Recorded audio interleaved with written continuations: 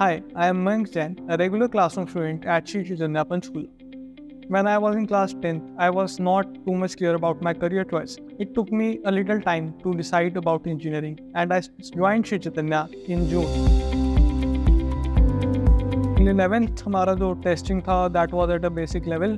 पर जैसे हम 12th में आए तो थोड़ी एडवांस लेवल की टेस्टिंग शुरू हुई, तो उसमें स्टार्टिंग में the marks were not that good.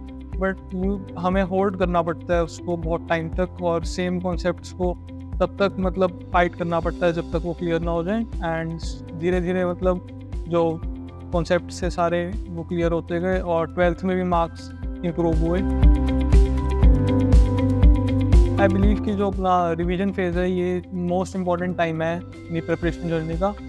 तो रिवीजन फेज़ में ऐसे बहुत सारे कॉन्सेप्ट्स होते हैं जो हमने पहले पढ़े होते हैं, और पर उन पे बहुत टाइम दिया होता है, बट स्टिल लर्निंग फेज़ में होते हैं. तो रिवीजन फेज़ में टाइम होता है कि उनको एक बार समझें और फिर एग्ज़ाम रेडी करें. मतलब टेस्ट साथ के साथ होते रहते हैं, तो हमें आइडिया रहता है कि ये जो कॉन्सेप्ट्स हैं और जो हमने जितनी लर्निंग की है इसको एग्ज़ाम्स में कैसे यूटिलाइज करें. जो रिवीजन फेज़ ख़त्म हुआ, we started with the testing for JEE mains, and then we had the previous year papers of mains which we had to do. We did them at least like after every 3 days. We did an exam, mostly on online mode. The online testing है, that gives a better analysis of the exam. After giving a test, you can see what questions were wrong, how much time you gave for each question. तो ये सब चीज़ें जो है ये काफ़ी help करती हैं ऑनलाइन टेस्ट मोड में. Teachers have been really cooperative throughout the journey, not only in academic sense, also मतलब जैसे बात वगैरह होती थी, एक पर्सनल टच था टीचर्स के साथ, एक कनेक्शन फील होता था, हमेशा इमोशनल सपोर्ट रहता था. टीचर्स अपने एक्सपीरियंसेस और स्टूडेंट्स के एक्सपीरियंसेस और हमेशा गाइडेंस देते रहते थे कि आगे क्या करना है, अभी क्या करना है. तो फिर जो जर्नी थी वो इतनी मतलब बर्डन नहीं फील होता था, काफ़ी सिंपल और चिल फील होता था. वो डाउट्स जब पूछता था तो केवल for the sake of asking नहीं पूछता था, वो हमेशा उन प्रॉब्लम्स पर वर्किंग करके रखता था, उस पर R&D करके रखता था और फिर वो डाउट पूछता था. तो इस तरह से मैं ये बोलना चाह रहा हूँ कि कई बार बच्चे बिना प्री वर्क के डाउट पूछते हैं जो बेसिकली क्वेरीज होते हैं, लेकिन वो एग्जैक्टली डाउट पूछता था क्योंकि वो पहले इस पर वर्किंग कर रखा होता था. In JEE main January attempt, I scored 290 out of 300 marks. तो उससे काफ़ी कॉन्फिडेंस बूस्ट मिला और फिर थोड़ा मतलब सिक्योर हो गया था कि एडवांस तो क्वालिफाई हो जाएंगे. उसके बाद फिर धीरे धीरे अपना फोकस एडवांस की तरफ शिफ्ट किया. बट हाँ, उसके बाद अप्रैल अटेम्प्ट भी मैंने दिया ज़रूर, क्योंकि उससे तो रिवीजन हो जाती है और दूसरा आप उसको एक पेपर की तरह दे सकते हो, जनरली एक नॉर्मल टेस्ट. और बाकी ज़्यादातर फोकस प्रिपरेशन के टाइम एडवांस की तरफ रहा. बीच में बोर्ड्स भी आते हैं, स्कूल एग्ज़ाम्स वगैरह, तो थोड़ा 15-20 दिन का टाइम उनके लिए भी अलग से निकालना पड़ता है. बट हाँ, वो प्रिपरेशन के साथ इन लाइन हो जाए. जो लास्ट मंथ आया एडवांस का अपना, उस टाइम पे मतलब मैंने कुछ टॉपिक्स जॉट डाउन करके रखे हुए थे केमिस्ट्री वगैरह, केमिस्ट्री के स्पेसिफिकली और भी सब्जेक्ट्स के, कि इन पे मुझे फोकस करना है. तो उन टॉपिक्स को फिर से रिवाइज़ किया. बाकी अपनी जनरल टेस्टिंग कंटिन्यू करी और प्रीवियस ईयर पेपर दिए एडवांस के सारे, और उनके क्वेश्चंस को बारी बारी रिवाइज किया. JEE एडवांस से 2 दिन पहले मैंने अपनी प्रिपरेशन को मतलब कंप्लीट करके बंद कर दिया था. उसके बाद एडवांस से मतलब लास्ट के 1-2 दिन में कोई स्टडी नहीं की, क्योंकि अगर आप उस टाइम पे स्टडी करते हो ना, तो फिर जो एक चीज़ पढ़ोगे तो दिमाग में 5 चीज़ें और आती हैं.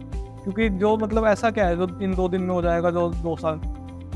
तो फिर कॉन्फिडेंट रहो और एग्ज़ाम को एज एन मतलब होकर ये रखो कि हमारी प्रिपरेशन कंप्लीट. JEE एडवांस का एग्ज़ाम डे था और काफ़ी चीज़ें चल रही थी. फिर हम एग्ज़ाम देने गए. एग्ज़ाम में वो कुछ ग्लिचेस वगैरह आए जिसकी वजह से 1.5 आवर ऑलमोस्ट लेट हुआ था एग्ज़ाम. उसके बाद एग्ज़ाम स्टार्ट हुआ.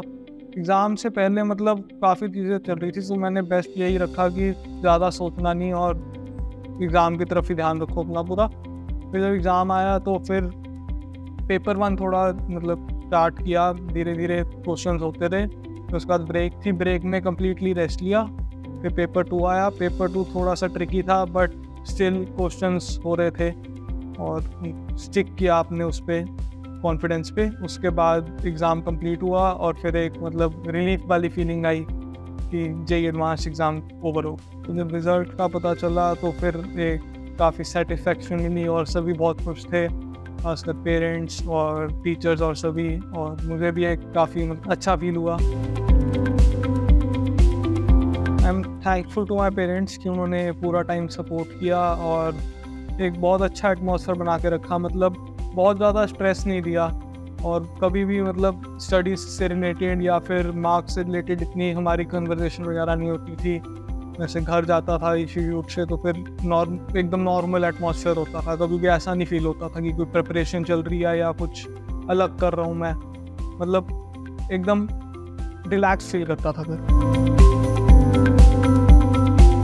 जेईई एडवांस के लास्ट कुछ 9-10 ईयर्स के क्वेश्चन पेपर्स हैं, उनको मैंने कंप्लीट एग्जामिनेशन फॉर्मेट में ही अटेम्प्ट किया आफ्टर कंप्लीटिंग द सिलेबस। तो हर मतलब 10-11 दिन बाद एक प्रीवियस ईयर पेपर दे देते थे और इन एग्ज़ाम्स में मार्क्स मतलब थोड़ा बहुत फ्लक्चुएट करते हैं, एक्चुअल एग्ज़ाम्स में भी एडवांस के पेपर के लेवल पे भी डिपेंड करता है और हर मतलब पेपर टू पेपर वेरी करता है।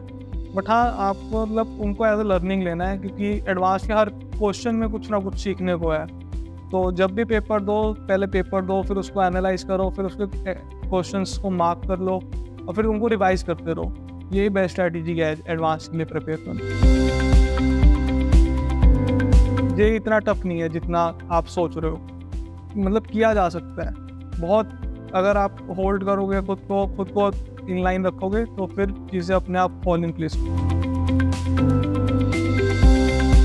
Self belief always plays a role in our journey. Whenever we start, something such a huge journey, we have to take care of self belief. हमारे दिमाग में मतलब हमेशा होना चाहिए कि यार जो भी होगा अच्छा होगा, बढ़िया काम कर रहे हैं हम और इम्प्रूव कर रहे हैं खुद को। अगर मतलब तुम्हें ये पता है ना कि सही चल रहा है, खुद को लगता है कि सही चल रहा है, तो वो चीज़ें अपने आप फॉल इन प्लेस हो जाती हैं। बीच बीच में वो भी फील होगी नहीं कुछ कंफ्यूजिंग हो रहा है या ऐसा है, वो एक होल्ड करना पड़ता है थोड़े टाइम के लिए। बट हाँ, खुद पे वो होना चाहिए कि या हो सकता है। Always enjoy every moment of your journey. All we have to do is enjoy our work. मतलब मज़ा आ रहा है तो काम अपने आप होता रहेगा।